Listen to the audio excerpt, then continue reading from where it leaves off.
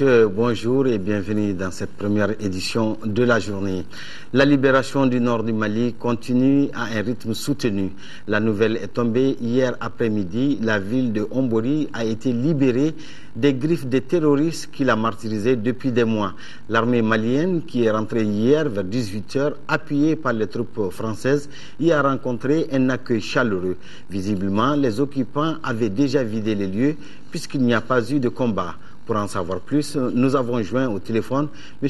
Aboubakar Meiga, cet habitant de Ombori, qui nous donne la situation dans la ville. Des propos recueillis par Tchessira Dambeli. La situation à Ombori, c'est de l'ambiance.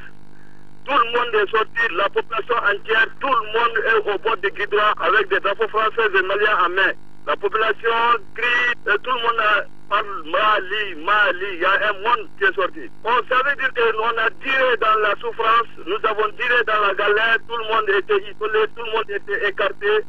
Donc c'est là, de fait que la population a vu l'armée malienne, tout le monde est content. Tout le monde est content. Ombori a été libéré. Est-ce qu'il y a eu des combats à Ombori? Il y a eu des militaires qui ont passé par des avions un peu dans les brousses et les hameaux d'Ombori où il y a eu quelques frappes. À Ombori, ça va, la population aujourd'hui est très contente. Tout le monde crie Mali, Mali. On a essayé même de rencontrer les militaires pour les amener. C'est les autorités locaux, les autorités qui sont là, les autorités coutumières. Pour les accueillir, bon, ils disent qu'ils n'ont pas le temps, mais ils vont faire des patrouilles pour le moment dans des brousses. Donc Ombori était aussi sous occupation des islamistes. Ils ont dû imposer de nouvelles habitudes là-bas. Oui, Ombori était occupé par des islamistes. Ils étaient occupés par des islamistes. Auparavant, c'était MLLA. Mais MLLA est parti, c'était des islamistes qui nous dirigeaient. Ils font tout ici. On frappait les gens avec des fouillés, on brûlait les tabacs, on prenait des cigarettes. Les femmes, on les frappait, on faisait tout. Donc tout le monde était isolé. Mais est-ce qu'aujourd'hui à Ombori, on peut déjà prendre son thé à la porte, causer? Aujourd'hui à Ombori, tout est tranquille, tout le monde est content, même des vieilles, des vieux personnes, tout le monde est content. Tout le monde, aujourd'hui, tout le monde dort tranquille. Ils sont arrivés ici à 18h. L'armée est rentrée ici par une surprise. Ils sont venus, d'habitude, c'est des avions qui venaient bombarder. Bon, les avions ne sont pas là. Aujourd'hui, on a vu 4 véhicules qui sont venus. Oui, tout le monde est content et en avant. Le président de la République par intérim, professeur Dioncounda Traoré, a reçu en audience les évêques du Mali. Les religieux sont venus exprimer leur état d'âme face à la situation que vit notre pays. Les échanges ont porté également sur la vie des populations après la libération totale de notre pays. Monseigneur Jean-Baptiste Tchama, président de la conférence épiscopale du Mali, à sa sortie d'audience, s'est exprimé au micro de Tchomogo Sagara. Nous avons voulu, nous, évêques du Mali, à la fin de notre rencontre que nous avons tenue depuis lundi, rencontrer le président pour lui dire notre état d'âme et notre compassion avec lui et avec tout le peuple malien dans cette situation que nous vivons. Nous avons voulu l'assurer de nos prières et pour nos morts, et pour nos blessés, et pour les familles, de notre compassion et surtout lui dire que l'appel qu'il a lancé de mobilisation générale, nous l'avons entendu, nous en prenons acte et nous allons mobiliser nos communautés chrétiennes pour vraiment faire face à cette situation en tant que citoyens et citoyennes de ce pays. Vous savez que nous sommes touchés, mais vraiment touchés, et nous avons frôlé de près la catastrophe. Si aujourd'hui nous avons des amis qui viennent nous aider, c'est bien pour nous. Dieu nous aime et nous le prouve. Mais nous-mêmes, qu'est-ce que nous faisons concrètement face à cette situation? Qu'est-ce que nous allons en faire après? Parce que le tout n'est pas la libération du pays des ennemis. Entre nous, comment allons-nous vivre? Quel sens de l'homme et quelle crainte de Dieu nous avons pour nous conduire en bons citoyens soucieux de l'avenir de ce pays? Voilà notre souci aujourd'hui. Envers tous nos fidèles, c'est comme le président l'a demandé, la mobilisation générale et de se montrer tous en tant que citoyens soucieux de l'avenir de ce pays.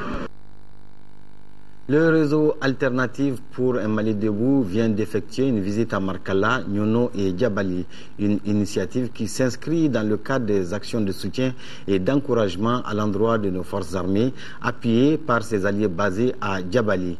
La délégation a porté avec elle 200 couvertures et une somme symbolique au moment où la situation dans la zone amorce un retour à la normale. Le compte rendu de nos envoyés spéciaux à Djabali, Garibou Pérou et Massadoum. Pendant 5 jours, les populations de Markala, Nyono, Djabali et Dokofri ont été terrorisées. Depuis quelques jours maintenant, le calme s'installe progressivement et les activités quotidiennes ont repris avec confiance. Et cela après la victoire de nos forces armées et de sécurité et celle de nos alliés sur l'ennemi. On a jugé nécessaire de ne pas fêter le 20 janvier sans poser pied à Djabali.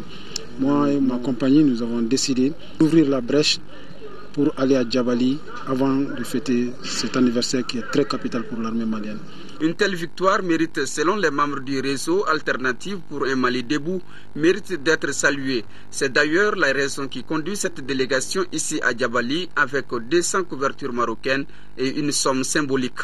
Le but de notre déplacement, c'est juste pour soutenir notre armée et tous ses partenaires, tous ceux qui sont là, qui sont en train de lutter aujourd'hui pour libérer notre cher pays des mains des bandits venus d'ailleurs qui veulent vraiment venir s'imposer sur la population malienne tout en disant qu'ils vont nous parler de la religion.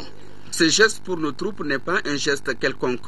Il exprime d'une part la confiance portée en l'armée nationale et d'autre part traduit la ferme volonté du réseau d'accompagner nos troupes dans leur combat de libération définitive des zones occupées. Cette armée, c'est une armée nationale au service de la nation malienne. C'est une armée pour le peuple et rien que pour le peuple. Nous demanderons que le soutien, même si c'est moral, même si c'est les bénédictions, c'est ce que nous attendons de la population malienne.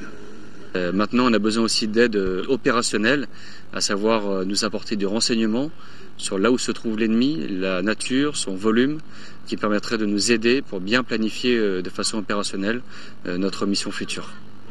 Alors vous savez qu'ici c'était un dépôt de munitions, donc il y a des munitions un peu partout dans la ville. Donc on a un élément du génie de chez nous qui a déjà récupéré les munitions les plus dangereuses. L'heure n'est ni au discours ni au rejet des responsabilités sur l'autre.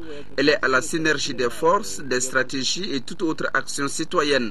En attendant la victoire finale, nos forces armées et de sécurité, celles de la France et leurs alliés, mènent ici de jour comme de nuit des opérations remarquables pour le retour d'une vie paisible pour les populations.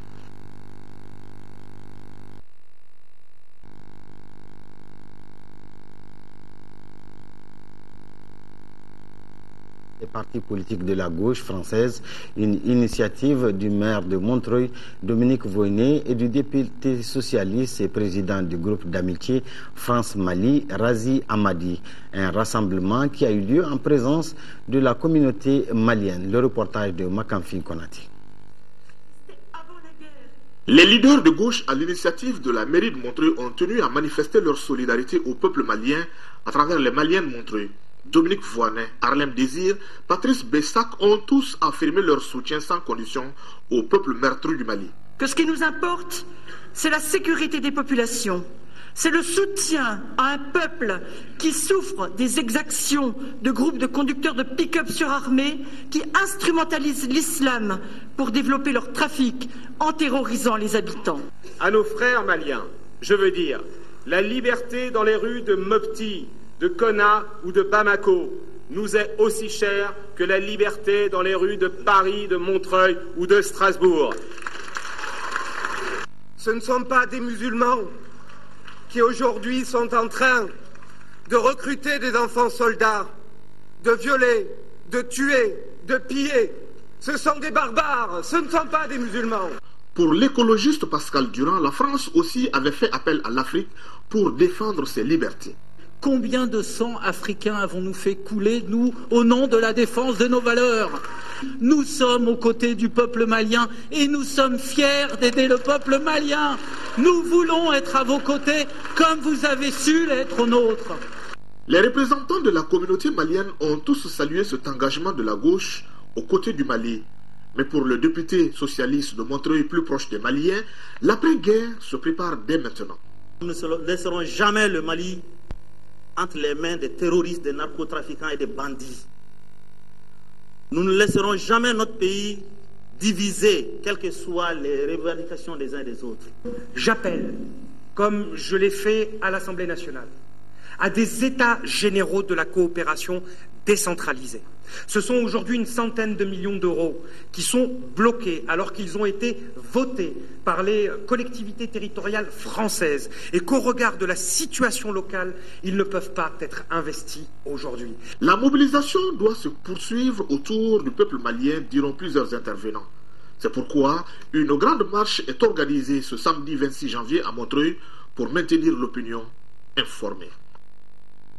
Oui, toutes nos excuses. C'était là donc un reportage à Paris où les Français se mobilisent pour le peuple malien. Reportage donc de Makamfi Konaté. Comme il venait de le dire, les élus de Montreuil invitent la communauté malienne de France à une grande marche de solidarité pour le peuple malien ce samedi 26 janvier au métro Croix de Chevaux à partir de 14h.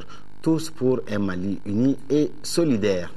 Les festivités du Mawlud et conformément aux instructions données par les autorités, les prêcheurs et leaders religieux ont respecté la mesure. Contrairement aux autres années, la nuit dernière, le Mawlud a été fêté dans la simplicité des prêches, la lecture du Saint-Coran sur fond de bénédiction, afin que notre pays retrouve la paix et la prospérité. Adam Al-Dindi. La nuit dernière, la communauté musulmane du Mali a célébré Mawlud, ou la fête de la naissance du prophète paix et salut sur lui, sur fond de crise.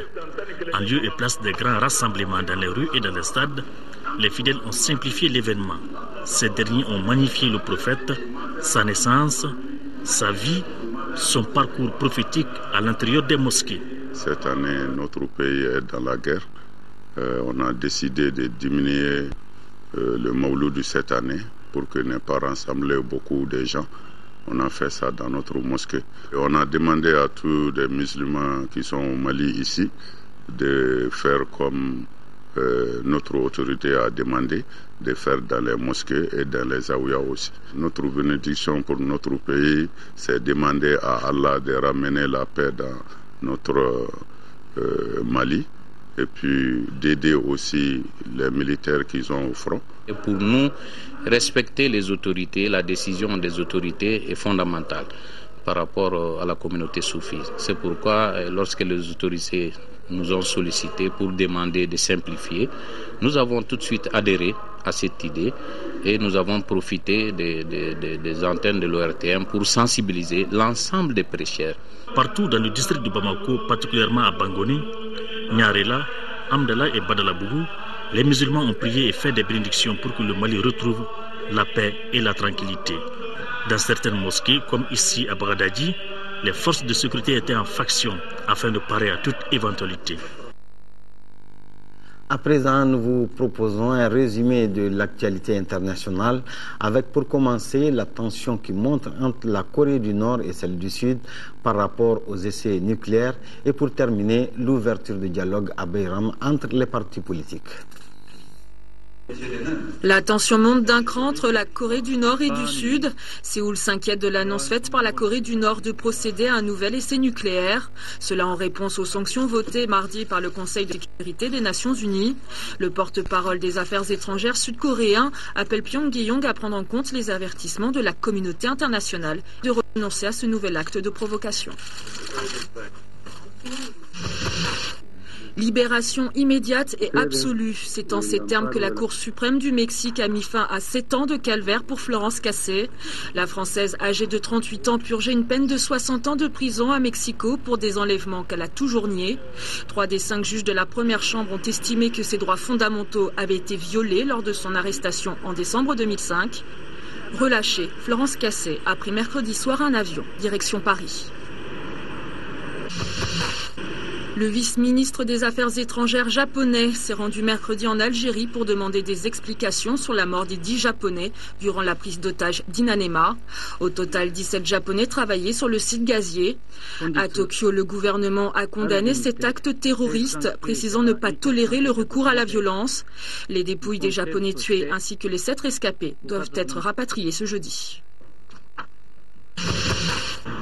Après 2 ans de crise politique qui a secoué le Bahreïn, le gouvernement se dit prêt à ouvrir le dialogue aux différentes composantes de la vie politique. Une annonce accueillie favorablement par les opposants mais avec prudence.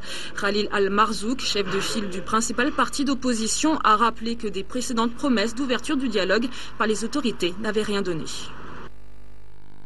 Depuis quelques jours, l'état d'urgence est décrété au Mali pour 3 mois. Durant cette période, la liberté d'expression et de manifestation est restreinte. Les mouvements de circulation de la population à des heures tardives sont très contrôlés. À cela s'ajoute la mise à disposition de l'armée des véhicules pick-up de l'État en état d'utilisation sur le territoire. Quel est le but de la mesure? Que pensent les populations de la décision du gouvernement? Élément de réponse dans ce reportage signé Ibrahima Traoré.